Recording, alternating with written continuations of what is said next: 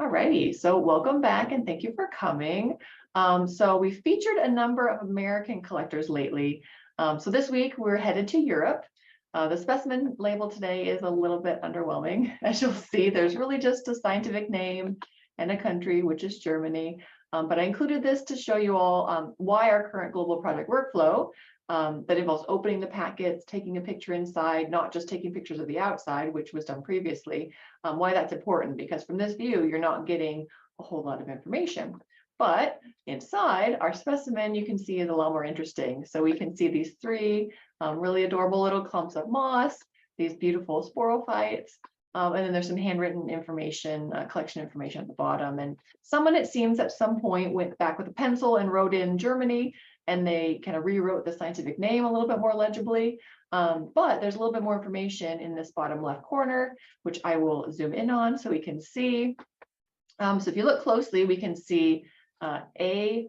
Geheeb, legit, which if you remember LEG or LEGIT is Latin for collector. So this is our collector's name. And then below that, it says Neustadt bei Coburg, which turns out to be a town in northern Bavaria in Germany. So that is our locality where the moss was collected. But there's not a date. So we didn't see that anywhere on the specimen. But based on what we know about our collector, I can tell you that it was probably collected sometime in the mid 1800s. So the moss itself is identified as Rhacometrium canescens, which today is in the genus Nyphotrichum. And its common name is hoary fringe moss, and hoary apparently means kind of grayish white. And that refers to some white hair points on the leaves, which we can't really see anymore in our specimen, but are visible in these beautiful pictures that I found online. And per the British Bryological Society, this moss prefers strongly lime-rich substrates and can be found often growing in old limestone quarries, which I thought was interesting. So our A. Geheeb was Adalbert Geheeb. He was a German pharmacist, botanist, and moss researcher. He was born in 1842 in Geisa, Germany, which is a town in the Thuringia region of central Germany, in the Rhone Mountains. His father was a pharmacist, and he went to grammar school and high school in Eisenach, which is about an hour to the northeast of his hometown. In 1858, he began training as a pharmacist apprentice in Coburg in Bavaria. From 1864 to 65, he continued his pharmacy training in the city of Jena. And then he worked for a number of years as an assistant in Switzerland. And sources say that is where he did some of his first botanical research in his spare time. So in 1867, he took over his family pharmacy in Geisa when his father passed away. And the building is still there today, which you can see here. And that year he also married Amelie Caroline Henriette Adolphine Kalmberg, who went by Adolphine, understandably. And the pair would go on to have at least 4 children. The exact number is a little fuzzy in my sources, but one of his sons became a well-known progressive education reformer, and their daughter was one of the first women in Germany to study medicine and became a renowned medical doctor. So Geheeb shared his love of science with his children, and one article mentioned that they would often go on walks with their father in the woods. As he worked as a pharmacist in his hometown, he grew many medicinal plants in gardens at his own house and around the city to use in the medicines that he sold. At that time, most medicines were made by hand at the pharmacy. And he continued to collect and study plants, developing a specialization in mosses. In 1869, he was elected a member of the German Academy of Sciences. He also helped to co-found the Rhone Club.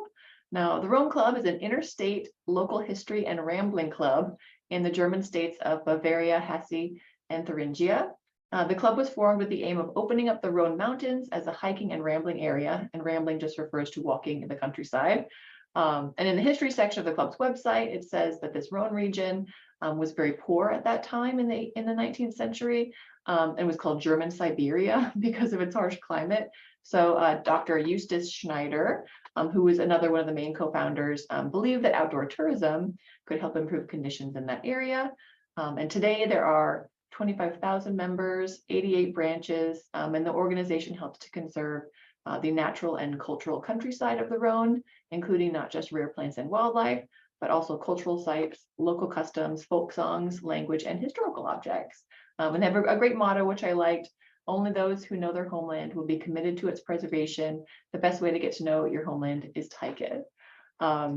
So he became, well, actually, while working as a pharmacist, he also became an internationally recognized bryologist and corresponded with other eminent botanists in the United States and Europe. I found 2 letters actually online that he wrote to Asa Gray, who was an eminent American botanist. And in the first, he asks Gray about purchasing some fern specimens from Trinidad. And in that letter, he says, "I am very fond of studying ferns, but the mosses, Muci frondosi, which is the leafy mosses, have always been my favorite plants." And then in the second letter, he thanks Gray for those magnificent specimens of the rarest and handsomest ferns. And then he asks, quote, "Today, I take the liberty to ask you, dear sir, for a favor. The photograph of your most honorable person will be a treasure for my interesting collection of portraits of botanists." So he's asking for a photograph of Gray, and he actually sent one of himself along with the letter. And I just love the language of these letters. It's really interesting and definitely from another time.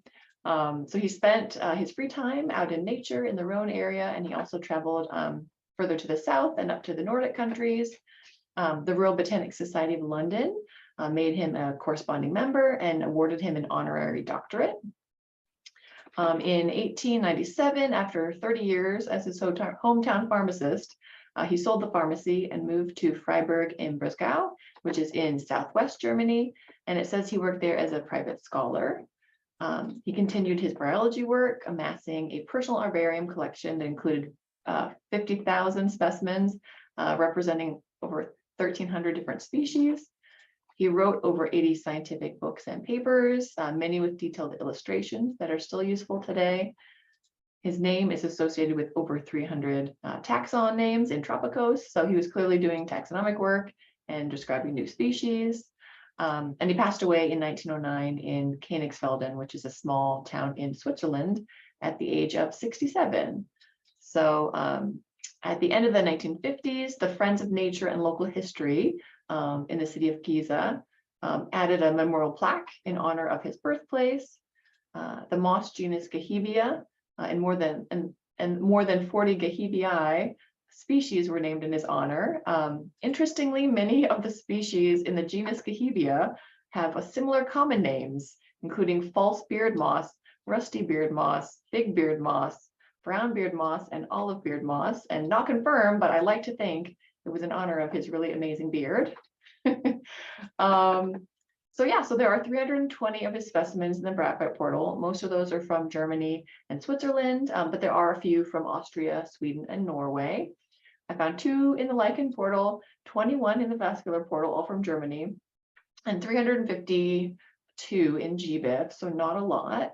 But there may be an explanation for that. So some of the sources say that his personal herbarium was destroyed in a bombing raid in Berlin in 1943. So a large portion of his collections were lost, which is really a shame. So that is Adalbert Geheeb, another interesting contributor to our collection. And thank you for listening.